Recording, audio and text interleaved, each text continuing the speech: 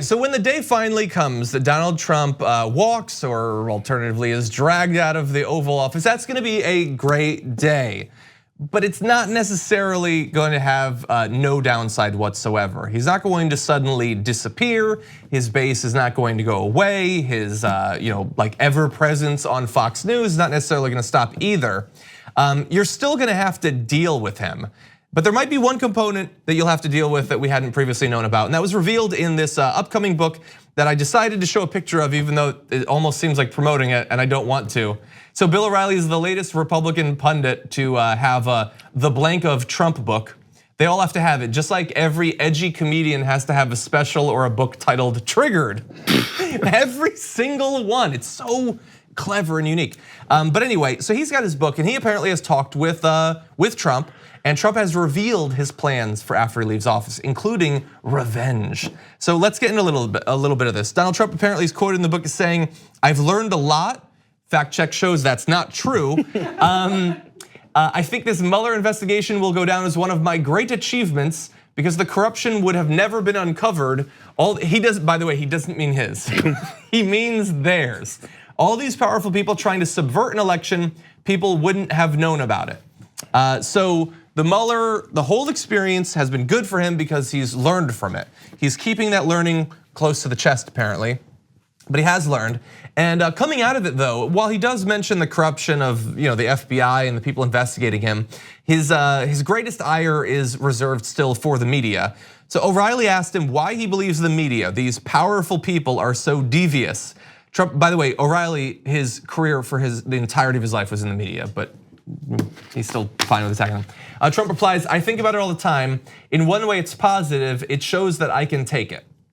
So when we talk about Trump versus the media, is your takeaway that he can take it? Well, he goes with he can take it, but the other part of this is the revenge that he wants to get.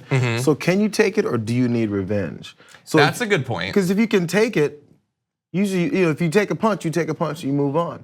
But if you can't take it, then you fall down, which is what's happening, crumbling right in front of us. By the way, what he said he learned from the Mueller report was that he can do whatever he wants. All of his stuff got exposed, even him expressing that he's effed during the middle of all that. Yeah. So he believed it was a problem.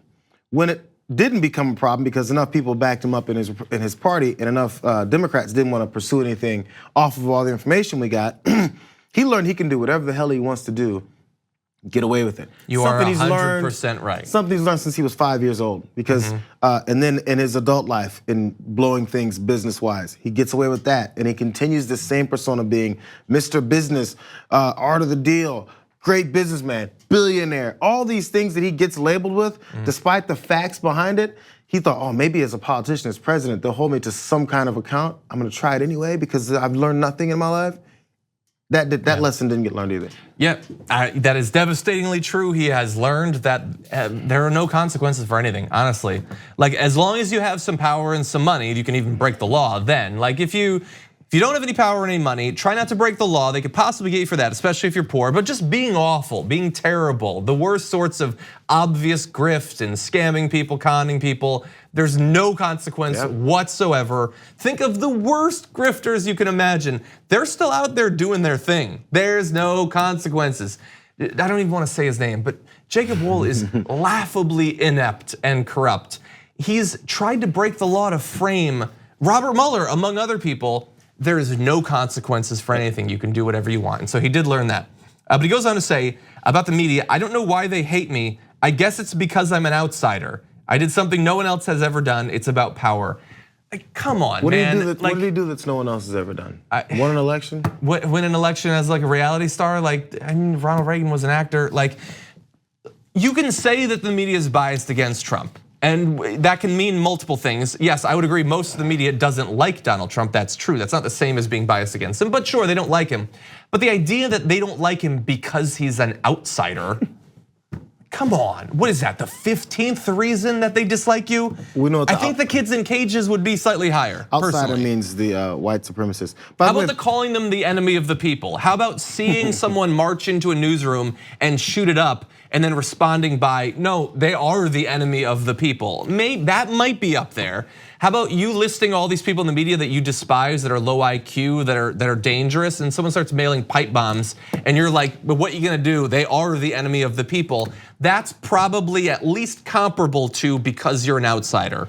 The outsider, honestly, it's being able to openly run as a white supremacist in at the time 16, and get there. And it's not like he's the first one. We've had plenty of racist presidents in our country's history. True. He's brought it back. That's what he's proud of. That's what he's proud of doing. So let's read the money quote, the revenge quote. He says, the media doesn't care if they hurt families, but when I leave office, I'll have my revenge.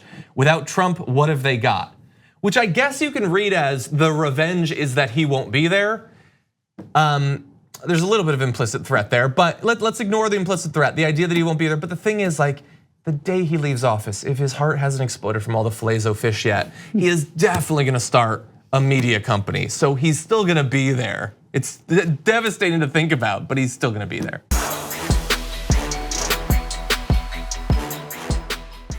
Check out the Damage Report podcast each day, wherever you get your podcasts, whether Pocket Casts or Stitcher or iTunes. You can join me as I give you the news and stories you want, with a range of co-hosts and interview guests jumping in on the fun each day. Again, that's the Damage Report, wherever you get your podcasts. And if you get them at iTunes, don't forget to rate and review. Sometimes I'll read them live on the show.